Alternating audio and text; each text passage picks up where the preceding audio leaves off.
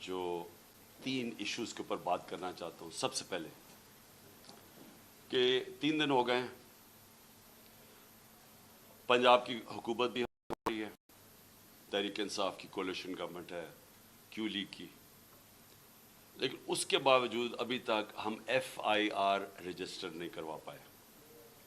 اور F I R کیوں نہیں رجسٹر کروا پائے؟ کیونکہ وہ کہتے ہیں جی پرائم منسٹر کے خلاف تو ٹھیک ہے ہم تیار ہیں، انٹیریئر منسٹر کے لیے بھی ہم تیار ہیں، لیکن وہ جو army officer major general Faisal ہے اس کی نہیں آپ ایف آئی آر کٹوا سکتے. تو میں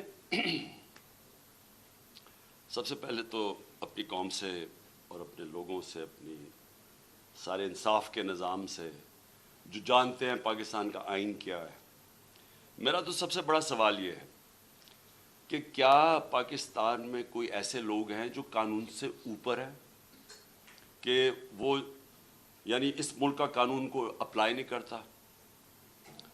کیا یہ ہمارے آئین کے اندر یہ اجازت دیتا ہے؟ اور یہ ایک ex prime minister of Pakistan کہہ رہا ہے کہ یہ 3 لوگ ملوث تھے، اور تفتیش میں جب ہوگی تو پتہ چل جائے گا ہے یا نہیں ہے. لیکن یہ تو میرا رائٹ ہے، یہ میرا حق ہے کہ مجھے پتا تھا کون اس میں ملوث ہے، میں چاہتا ہوں ان کی انویسٹیگیشن ہو، میں ان کے اوپر ایف آئی آر کٹوانا چاہتا ہوں. یہ کیسے ہو سکتا ہے کہ آگے سے ہماری اپنی پولیس، پولیس پنجاب گورنمنٹ کے نیچے، وہ کبھی کوئی وجہ دے دیتے ہیں، پھر سیدھے کئی کہتے ہیں جی اگر آپ نے کروانا تو ہمیں ہٹا کے کسی اور کو اس عہدے پہ بٹھائے جو کہ یہ ایف آئی آر کاٹے. تو میرا سارا یہ جو حقیقی آزادی کا جو مارچ اور یہ جو 26 سال پہلے انصاف کی تحریک چلائی تھی، اس کا مقصد کیا ہے؟ باٹم لائن ایک ہے اس کی کہ کبھی معاشرہ نہ آزاد ہوتا ہے نہ خوشحال ہوتا ہے جدھر قانون کی حکمرانی نہیں ہوتی. اور قانون کی حکمرانی کا مطلب سارے لوگ قانون کے نیچے جو ہر مہذب معاشرے میں ہوتے ہیں. مجھے ایک بڑی حیرت ہوئی کہ D G I S P R نے سٹیٹمنٹ دی. سٹیٹمنٹ کیا دیتے ہیں وہ؟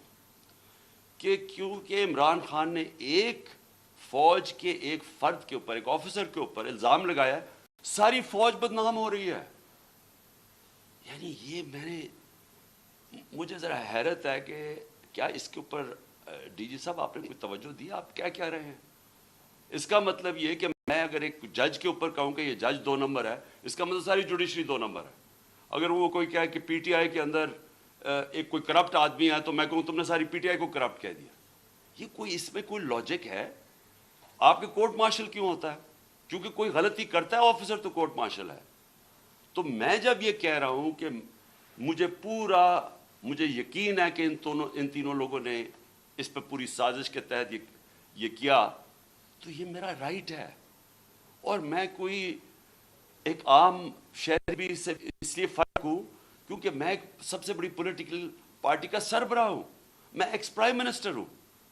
اور میں اگر یہ ایف آئی آر کے اندر یہ اس کا نام نہیں لکھوا سکتا، میں آپ سوال پوچھتا ہوں کہ باقی قوم کا کیا گزر کرتی ہوگی، عام آدمی اس ملک میں کیا کرتا ہوگا. مجھے یہ بتائیں کہ یہ تو میں جو میری جو 26 سال پہلے تحریک انصاف فارم کی تھی، وہ پھر ثابت ہو گیا کہ یہاں تو صرف طاقتور جو ہے وہ قانون سے اوپر اور وہ سارا کچھ ہے، عام آدمی کو انصاف نہیں ملتا یہاں. اور جب تک عام آدمی کو انصاف نہیں ملتا وہ آزاد نہیں ہوتا. تو وہ قوم جس میں انصاف نہیں، وہ غلام رہتی ہے، اور غلام قوموں پرواز نہیں کر سکتی. یہ میں جتنی بھی دنیا کی ڈیموکریسیز میں دیکھوں، یہ تاثر کوئی سوچ بھی نہیں سکتا اس طرح. پہلا میرا یہ پوائنٹ ہے. دوسرا میرا پوائنٹ یہ ہے کہ جب یہ ابھی شہباز شریف نے بات کی جوڈیشل کمیشن کی، تو میں ویلکم کرتا ہوں کہ جوڈیشل کمیشن بنا. لیکن میرا پہلا پوائنٹ یہ ہے کہ جوڈیشل کمیشن کیا کرے گی جب جو 3 لوگوں کے میں نے نام لیے ہیں، ان 3 کے نیچے ساری وہ ایجنسی جن نے انویسٹیگیٹ کر رہی ہیں. اب ہم کیسے ایک impartial, صاف اور شفاف انویسٹیگیشن کروا سکتے ہیں جب ان کے سربراہ وہ بیٹھے ہوئے جن کے نیچے لوگوں نے انویسٹیگیٹ کرنا ہے؟ یہ ہو ہی نہیں سکتا. اس لیے میں نے یہ کہا تھا کہ تینوں ریزائن کریں تاکہ انویسٹیگیشن صحیح ہو سکے. ہو سکتا ہے میں غلط ہوں، لیکن مجھے ایک اس ملک کے اندر ایک صاف اور شفاف انویسٹیگیشن چاہیے. اور انویسٹیگیشن اس لیے کہ میں پہلے بھی یہ پورا اس کا ایک پیٹرن ہے. یہ نہیں کہ میں نے ایک دم اٹھ کے کہہ دیا کہ یہ جی یہ کہ فلانا اس میں انوالوڈ ہے. اس کا ایک پیٹرن ہے. پہلے ایک ویڈیو نکلتی ہے جس میں مجھے یہ بتایا جاتا ہے کہ میں کوئی مذہب کی توہین کر رہا ہوں. وہ کدھر سے نکلتی ہے وہ اس انویسٹیگیشن میں پتہ چلنا چاہیے. وہ کون نکالتا ہے؟ وہ پھر اس کو کون اٹھاتا ہے؟ ایک وہ جرنلسٹ اٹھاتا ہے جس کی افیلیشن ایک پارٹی سے ہے. یہ انویسٹیگیشن میں آئے گی. اس کے بعد کون پریس کانفرنس کرواتا ہے؟ مریم صفدر، مریم وہ اورنگزیب اور جاوید لطیف سے. اور وہ مجھے کہتے ہیں کہ میں نے مذہب کی توہین کی ہے اور وہ ویڈیو دکھاتے ہیں. اس کے اوپر ان کے اوپر ہم ایف آئی آر کٹوائیں کیونکہ مجھے پتا چل گیا تھا کہ انہوں نے اب اس کو استعمال کر کے وہی سلمان تاثیر ٹائپ قتل کروانا ہے میرا. ان دونوں کے اوپر ہم پھر ایف آئی آر، ان تینوں کے اوپر ایف آئی آر بڑی مشکلوں سے کرتی ہے. اس کے بعد میں پبلک جا کے جلسوں میں اور انٹرویوز میں بتاتا ہوں کہ ان کی سازش کیا ہے. انہوں نے کس طرح استعمال کرنا ہے یہ ایک دینی انتہا پسند. اس نے جنوب میں آ کے مار دیا کیونکہ میں نے مذہب کی توہین کی. کوئی ایکشن نہیں لیا جاتا.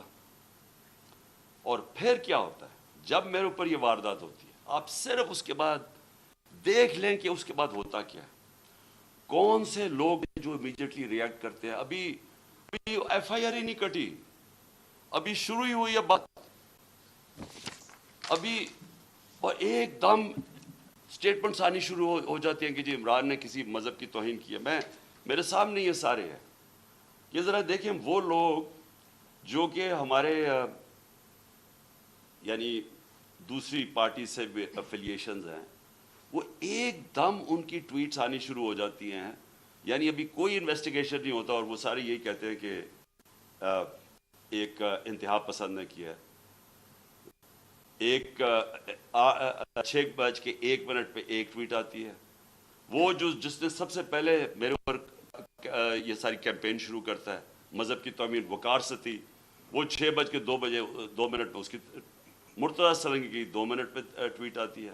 حامد میر کی 6:03 پہ آتی ہے. جیو نیوز کی 6:04 پہ آتی ہے. سما 6 بجے اس کی بھی 6:04. اس کے بعد یہ ہوتا کیسے ہے؟ وہ لوگ جو ایک دم ریئیکٹ کرتے ہیں جو کہ ایک سکرپٹ کے اوپر چل رہے ہیں. نہیں، اس کے علاوہ کیا ہوتا ہے؟ وہ کیسے ہوتا ہے کہ گورنمنٹ ہماری، پولیس ہماری، لیکن اس کا انٹرویو کروا کے اور وہ لیک کیا جاتا ہے. وہ جو بندوق چلانے والا ہے، ایک دم اس کا انٹرویو لیک کیا جاتا ہے. کون؟ پولیس. ہم پولیس سے پوچھتے ہیں، وہ کہتے ہیں جی ہم کیا کریں، ہمیں پیچھے سے پریشر تھا. آئی جی وہ آئی جی سے پوچھا جی آپ بتائیے کیسے یہ لیک ہوئی؟ وہ کہتا ہے جی ہیک ہو گئی. ایک کے بعد دوسرا جھوٹ بولا جاتا ہے. کون لوگ یہ انٹرسٹڈ تھے ایک دم اس کو بند کروانے؟ وہ جیسی انویسٹیگیشن ہوگی تو پہلے تو پتہ چلے گا کہ ڈب کس نے کیا اور پھر کس نے کور اپ کرنے کی کوشش کی. تو جب آپ یہ ہمیں کہتے ہیں کہ جوڈیشل کمیشن، میں کہتا ہوں اس سے بہتر چیز ہی نہیں. لیکن جوڈیشل کمیشن جو سب سے پہلے کام ان کو کرنا چاہیے کہ جو لوگ ایکیوزڈ ہیں اس کے اندر، وہ کیسے ان پوزیشنز پہ بیٹھیں گے جدھر انڈیپینڈنٹ انویسٹیگیشن ہوگی. نمبر 2، میں یہ چاہتا ہوں کہ جوڈیشل کمیشن انکوائر کرے ارشد شریف کے اوپر، کیونکہ ہمیں پتہ ہے ارشد شریف کو کس سے خطرہ تھا. ارشد شریف کی والدہ کو پتہ ہے کہ کس سے ارشد شریف کو خطرہ ہے. اس کے اور صحافیوں کو پتہ ہے کیوں وہ ملک مجبور ہوا چھوڑنے پہ، کیوں وہ دبئی سے آگے جانے پہ مجبور ہوا؟ اس نے بڑے لوگوں کو بتائی ہوئی ہیں چیزیں کہ کون لوگ ملوث تھے. اس کے اوپر بھی جوڈیشل جو سپریم کورٹ کے اندر جو کمیشن بنائی جائے اس کی پوری انویسٹیگیشن. تیسری جو سائفر ہے، اب یہ کنٹروورسی چلتی جا رہی ہے. آ کے D I S P R نے کہا جی یہاں تو کوئی سائفر کا تو ڈرامہ تھا. اگر ڈرامہ تھا تو سائفر کی انویسٹیگیشن کیوں نہیں کروا رہے؟ ہم تو گورنمنٹ میں نہیں تھے، ہم نے تو آرڈر کر دی تھی کمیشن فوری طور پہ انویسٹیگیشن کرے. ہم نے تو اسپیکر نے بھجوا دی تھی چیف جسٹس کے پاس انویسٹیگیٹ کریں. تو اب سوال یہ ہے کہ کیوں نہیں کسی نے انویسٹیگیشن کروائی؟ کیوں ڈرے ہوئے ہیں انویسٹیگیشن سے؟ کیونکہ آپ جو ساری بات بار بار کہتے ہیں کہ جی ہر قسم کی آتی ہے کہ جی یہ تو آتے رہتے ہیں ایسے سائفر. میں ایک ملک دنیا میں نہیں جانتا جدھر اس طرح کا کوئی سائفر آئے جی ایمبیسڈر کو پرائم منسٹر کو ہٹا دو. تو کیوں نہیں اس کے اوپر آگے بات کی؟ جب نیشنل سیکیورٹی کاؤنسل کہہ رہی ہے کہ مداخلت ہوئی ہے اور ڈیمارچ کر رہی ہے، تو آئی ایس پی آر کیوں کہہ رہا ہے کہ جی یہ تو کوئی ڈرامہ ہوا ہے؟ تو چیف جسٹس صاحب یہ بڑا سیریس چیز ہے. اس کے اوپر آپ کے پاس سائفر آیا ہوا ہے. یہ ملک کے اندر ہو سکتا ہے کہ یہ نہ سازش ہو جو یہ کہتے ہیں، لیکن جب تک آپ انویسٹیگیشن نہیں کریں گے پتہ کیسے چلے گا کہ مداخلت تھی یا سازش تھی؟ اور چوتھی جو میں سمجھتا ہوں کہ اس ملک کی تاریخ کی سب سے شرمناک چیز ہوئی ہے، اس کے اوپر چیف جسٹس صاحب اور یہ جوڈیشل کمیشن بیٹھ کے ضرور انکوائری کریں.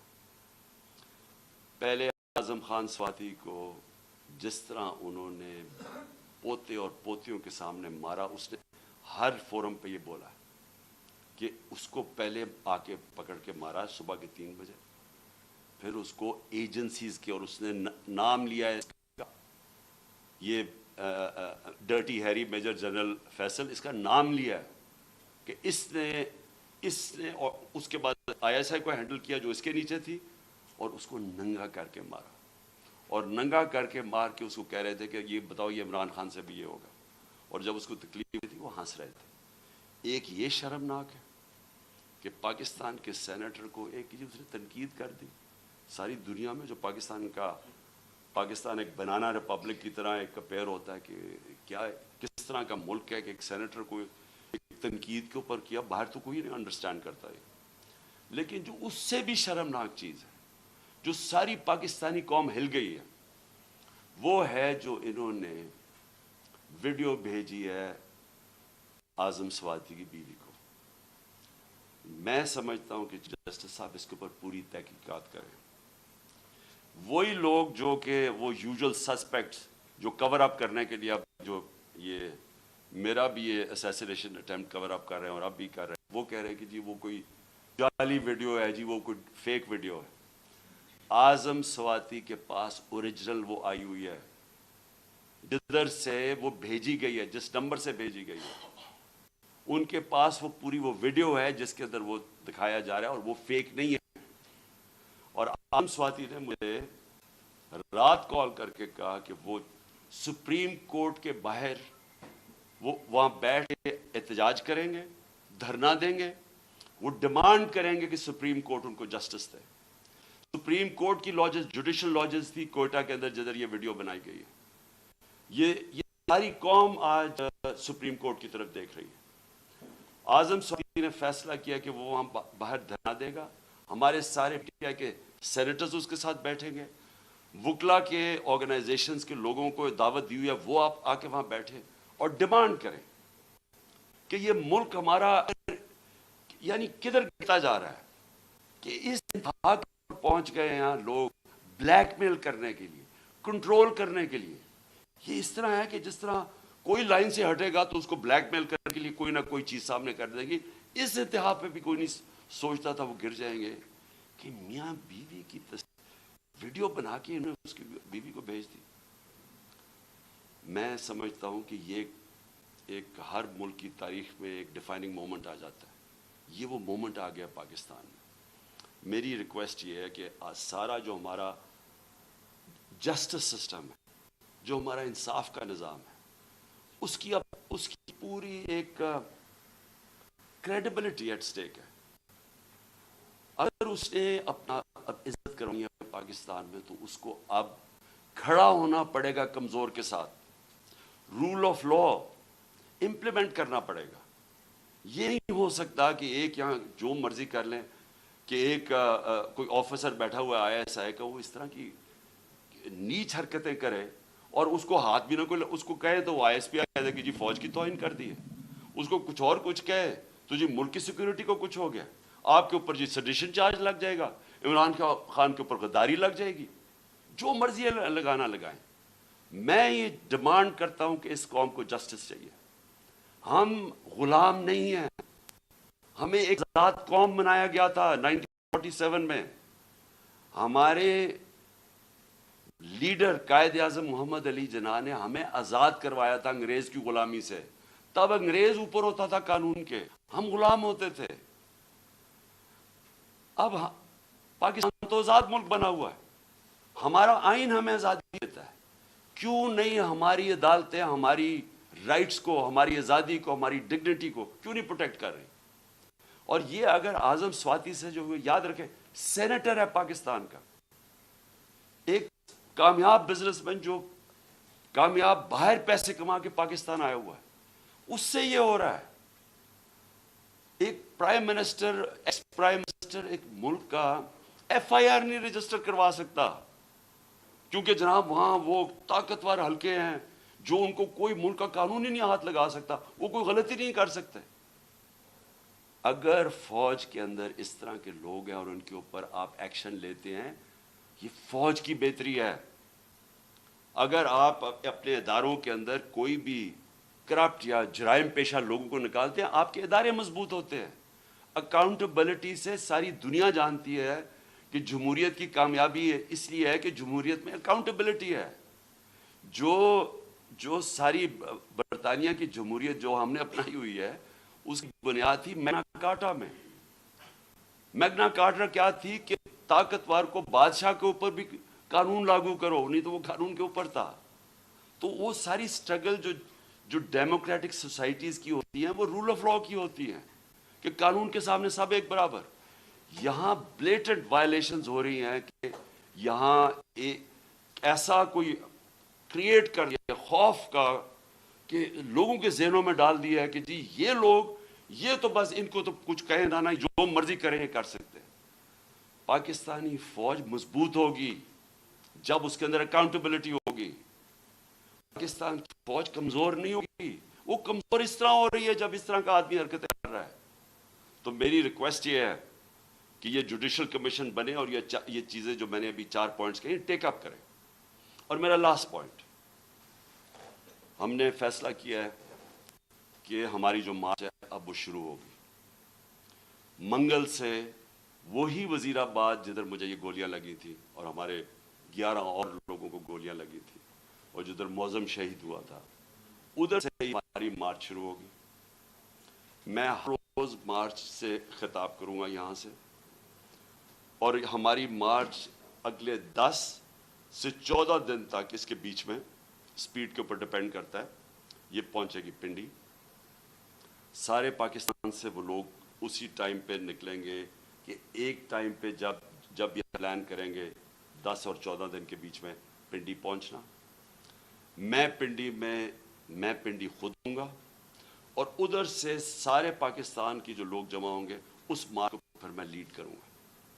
اور میں یہ اپنی ساری قوم کو آج کہنا چاہتا ہوں کہ آپ ساروں نے ایک چیز سمجھ لینی ہے کہ اگر ہم یہ خوف کے اندر آ کے، اور ہم نے یہ جو میں بار بار کہتا ہوں کہ لا الہ الا اللہ، کوئی نہیں ہے خدا سوائے اللہ کے، یہ ہمیں آزاد کرتا ہے، یہ ہمارا کلمہ ہمیں آزاد کرتا ہے. آپ جس وقت کسی سے ڈر کے اپنی آزادی کمپرومائز کریں گے، اپنے ضمیر کا سودا کریں گے، میری نظر میں وہ شرک ہے. یہ ساری قوم کے لیے ہمیں اب اس وقت سب کو یہ اپنا خوف ہٹانا چاہیے اور بتانا چاہیے کہ ہم انسان ہیں، ہم بھیڑ بکریاں نہیں ہیں. ہم یہ قوم پاکستان ایک بڑی خواب کا نام ہے، اور ہم یہ اس طرح کی جو حرکتیں ہو رہی ہیں پاکستان میں اور جس نے ہم ملک کا سارا پوٹینشل ختم کر دیا ہے کہ ہم آج بیکاریوں کی طرح دنیا میں پھر رہے ہیں، اس کی یہ وجہ نہیں ہے کہ یہاں وسائل نہیں ہیں، اس کی وجہ یہ ہے کہ یہاں انصاف ہی نہیں ہے، اس کی وجہ یہ ہے کہ یہاں رول آف لا نہیں ہے. اور اس لیے یہ وقت ہے حقیقی آزادی لینے کے لیے. آپ میرے ساتھ سب آئیں، سارے پہنچیں. جب میں انشاءاللہ پنڈی سے شروع کروں گا، اپنی پارٹی کو جوائن کروں گا اپنی، جب یہ سب ہماری جی ٹی روڈ سے شاہ محمود قریشی لے کے آ رہے ہوں گے، اور پھر باقی ہمارے لیڈرز پرویز خٹک، کے پی سے، اور سارے ہمارے لیڈرز ایک پورا انسانوں کا سمندر لے کے آ رہے ہوں گے پنڈی، اور پنڈی سے انشاءاللہ میں لیڈ کروں گا اور اس کے بعد ہم آگے جائیں گے. تو میں اپنی قوم کو آخر میں کہنا چاہتا ہوں کہ لا الہ الا اللہ، کوئی نہیں ہے خدا سوائے اللہ کے. اس کا فیصلہ ہوتا ہے جب وہ اوپر لے کے جانا ہوتا ہے. اس نے کوئی آپ کو اس سے پہلے نہ اوپر لے جا سکتا ہے. اس کا جب فیصلہ ہو جاتا ہے ایک منٹ آگے نہ پیچھے ہوتا ہے. یہ جب آپ کا ایمان ہو جاتا ہے آپ آزاد ہو جاتے ہیں. اس لیے یہ خوف کو ختم کریں کہ ڈرا کے دھمکا کہ ہم یہ کر دیں گے وہ کر دیں گے اور ساری قوم کو اس طرح بھیڑ بکریوں کی طرح رکھنا، یہ کوئی زندگی نہیں ہے. میں بار بار کہہ رہا ہوں کہ میرے لیے غلامی کی زندگی سے بہتر موت ہے. اور میں یہ چاہتا ہوں کہ جب ہم سب میں یہ اسپرٹ آ جائے، پھر ایک قوم وہ بنے گی جو اب بن سکے. پاکستان زندہ باد.